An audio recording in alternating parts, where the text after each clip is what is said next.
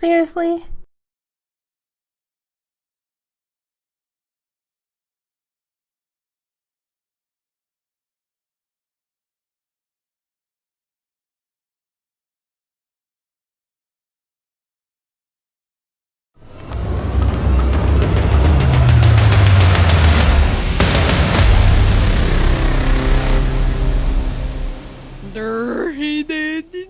But first, vegan activists are not giving up their quest to make us all eat bland, plant-based gruel.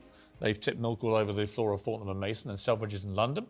They've hurled white paint at the gates of the Houses of Parliament. Now they've targeted a high-end steakhouse in London. And the waitresses did what many have wanted to do with these protesters for a while. Take a look.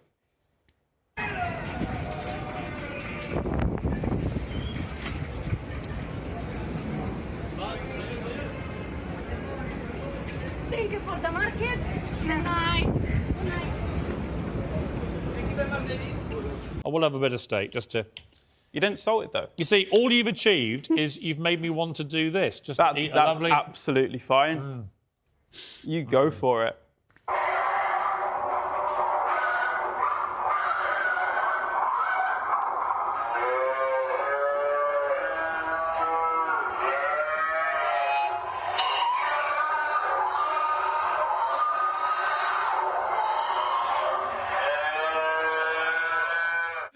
Just a fantastic soundtrack there, Ollie. If my kids were there, they would have loved that. You know, I didn't hear a kitten though. We heard just about every other animal. I mean, can't these people just live and let live? Still no sign of police, Nick.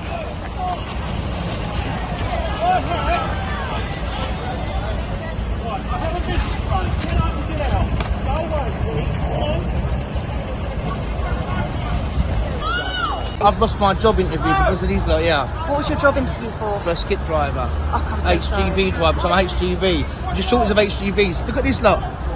None of them work. A peculiar protest kept customers from getting their caffeine fix. Yeah, Starbucks lovers in Detroit were cinder blocked from getting their cup of coffee this morning. Protesters with People for the Ethical Treatment of Animals were quite literally cemented outside the Mack Avenue location. They want the company to stop upcharging for non-dairy milks.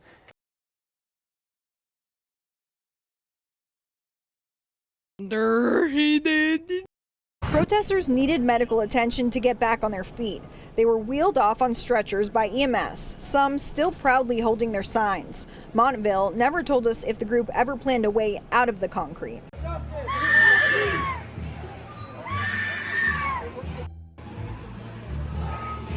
From Rebecca Brannon on Frontlines. In New York City, protesters for Jordan Neely seem confused as they complain the police aren't doing enough, while simultaneously complaining the police are doing too much.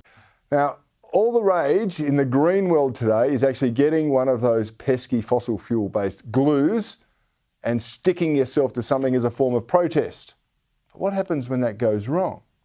Well, have a look at this. Here are some protesters gluing themselves to the floor at a Volkswagen dealership. I'm here in the Porsche pavilion in the Autostadt of Wolfsburg to denounce the responsibility of Volkswagen in the climate emergency that we are facing.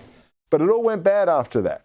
You see, the organiser then tweeted, Volkswagen told us they supported our right to protest, but they refused our request to provide us with a bowl to urinate and defecate in a decent manner while we are glued, and they've turned off the heating. An unusual sight near Battleground Monday evening.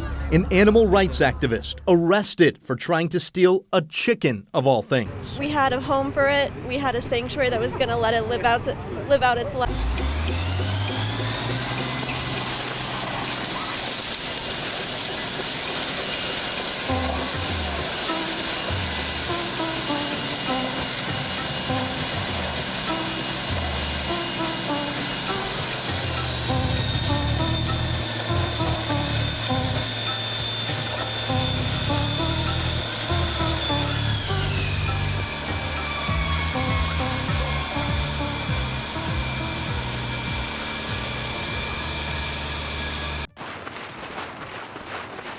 Purple 2, you ready to split off? Try to do it unnoticed if you can. Over.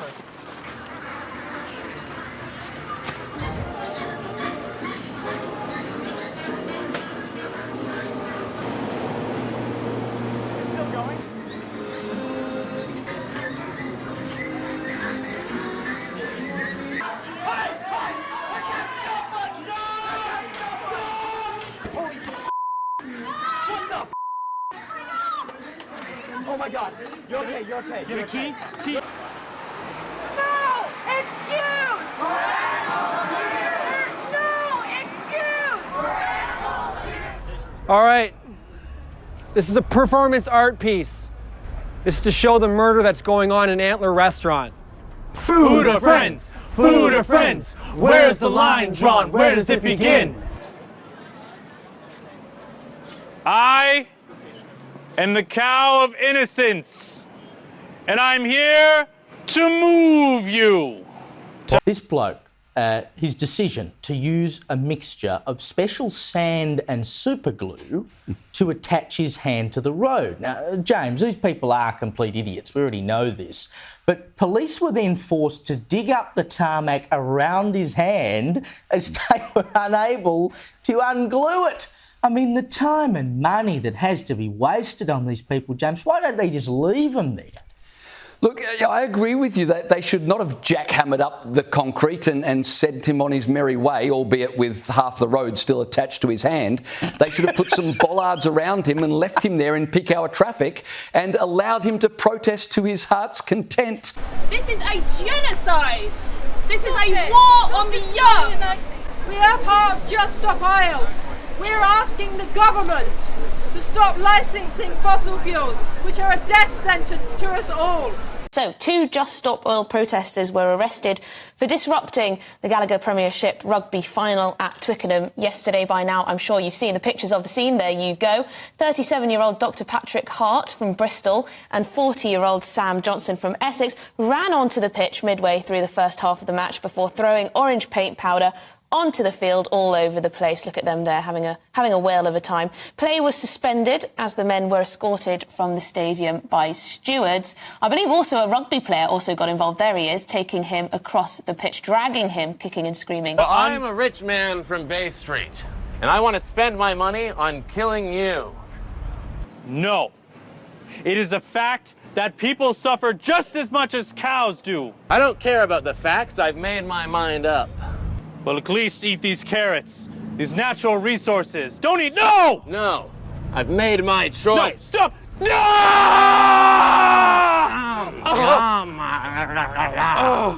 I wish I had something to wash this down with. You could drink water. Water? Yeah. No, I know what I want. No, stop! Stop! I don't consent to this! Stop! Stop it! Food or friends? Food or friends? Where is the line drawn? Where does it begin? To cut my hair by my temple. Right. Because my face was totally glued. Right. But now I've worked most of that off. But the hair is still stuck. So I'm with these scissors, I'm just trying to cut the hair. Do you regret the gluing? Are you yeah, it's not one of my better moves. Yes. Prominent feminist activist Naomi Wolf is the author of The Beauty Myth and has been an advisor in the past to Bill Clinton and Al Gore and celebrated by the liberal left worldwide. She's got a new book out. It's called Outrages: Sex, Censorship and the Criminalisation of Love. And her thesis relies, at least in part, apparently, on the fact that there were people executed in the UK for what were then crimes, such as homosexuality, much later than previously thought. But publicising the book live on BBC Radio, her interviewer, Matthew Sweet, explained to her that she'd misinterpreted a legal term, death recorded. It was a brutal fact check, live to air. Have a listen. Mentioned of penal servitude for 10 or 15 years, and I found like several dozen executions, but that was again only looking at the Old Bailey records and the crime tables. Several regionally. dozen executions. Correct, and this corrects a misapprehension that is in every website that the last man was executed for sodomy in Britain in 1835. I don't think you're right about this. One of the cases that you look at that's salient in your report is that of Thomas Silver. It says teenagers were now convicted more often. Indeed, that year, which is 1859, 14-year-old Thomas Silver was actually executed for committing sodomy. The boy was indicted for an unnatural offence, guilty, death recorded. This is the first time the phrase unnatural offence entered the Old Bailey records. Thomas Silver wasn't executed. Death recorded. It doesn't mean that he was executed. It was a category that was created in 1823 that allowed judges to abstain from pronouncing a sentence of death. I don't think any of the executions you've identified here actually happened. Well, that's a really important thing to investigate. That's one way to generate publicity for your book. To be fair, Woolf appears to have taken it well, thanking Sweet for pointing out her error and promising to edit new editions of the book to make sure they are correct. But wow, that is a brutal fact check live to air. Halt! Who goes there? It is me, Justin Trudeau! I just came from a gay pride parade in Ottawa, and I heard your cries, cow. Thank you. You cannot eat meat. Why? If you eat meat, you don't like gay people. I can't argue with that, but I can stop you. Ah! Oh no! On guard! Be careful, Trudeau! Fight for me! You may have won this round, but I'm off to the north to club baby seals. No! You're safe now, cow. Thank you. You're not food. You're my friend. Climate activists from Last Generation did exactly that on Sunday, wishing for clean water. And nothing says we wish for clean air and water like polluting water with black dye. The activists climbed into Trevi Fountain and released some kind of dark dye into the water as onlookers filmed. By the time police intervened, most of the water had turned black, and the activists, likely taking their first bath in some time, had unfurled signs calling for a cooler climate.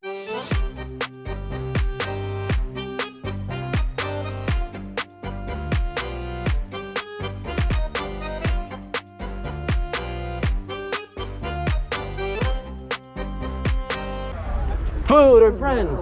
Food or friends? Friends. Guys, come on. Friends! Friends! Friends! Friends! Friends! Friends! Friends! Friends! Friends! Friends! Friends! Friends! Friends! Friends! Friends! Friends! Thank you, everyone. This has been great.